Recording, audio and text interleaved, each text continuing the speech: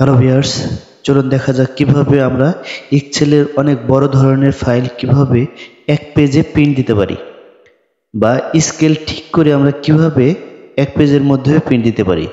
আমরা দেখতে পাচ্ছি যে এখানে একটি পেজ আছে সুন্দর। এখানে পেজটি পেজ নাম্বার 1, পেজ নাম্বার 2 এখানে প্রিন্ট দিলাম। আর যদি প্রিন্টে যাই আমরা দেখতে পাবো যে পেজ 1, পেজ 2 এটি দুইটা পেজে প্রিন্ট যখন দিব তখন দুইটা পেজ হবে আলাদা আলাদা।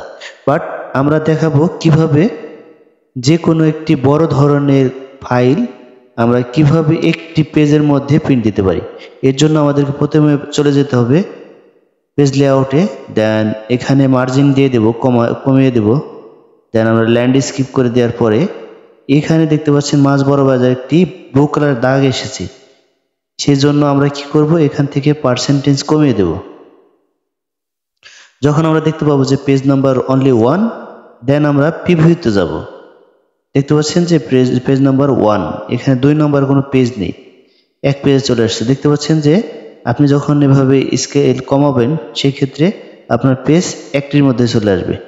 এছাড়া আরেকটি বিষয়, সেটি হলো এখানে পার্সেন্টেজ যদি আমি বাড়াই সেই ক্ষেত্রে অ্যাডজাস্টমেন্ট করে নিতে হবে। দেখতে পাচ্ছেন এখানে পেজ নাম্বার 2 চলে আসছে।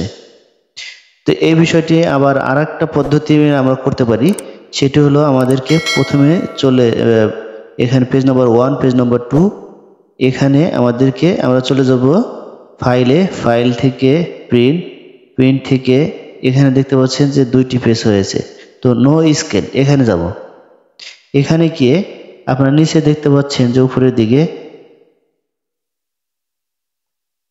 এই যে fit all column and row page, এটি সবচেয়ে পারফেক্ট। দুই সাইডে মেজারমেন্ট ঠিক আসে। এর মাধ্যমে আমরা সহজেই যে কোনো ফাইল একটি পেজের মধ্যে আমরা প্রিন্ট করতে পারি।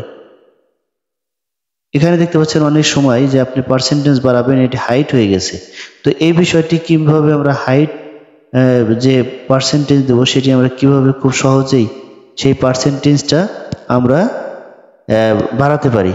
এর জন্য আমাদেরকে প্রথমে চলে যেতে হবে ফাইলে, দেন প্রিন্ট, দেন আমরা এখানে পেজ সেটআপ এখানে ক্লিক করব।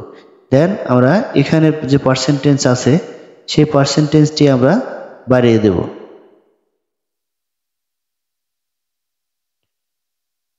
এখন দেখতে পাচ্ছেন যে পেজটি খুব সুন্দরভাবে প্রিন্ট হয়েছে। এখানে দেখছেন এটি হাইট ছিল, এখন সেটি হাইট ক্যান্সেল হয়ে গেছে। এভাবে আমরা হাইট ক্যান্সেল করতে পারি। এখন দেখতে পাচ্ছেন যে পেজটি এভাবে প্রিন্ট হবে।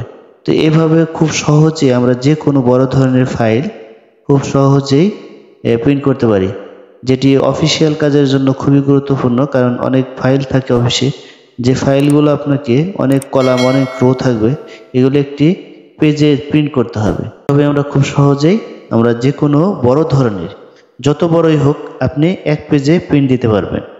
ধন্যবাদ সবাইকে।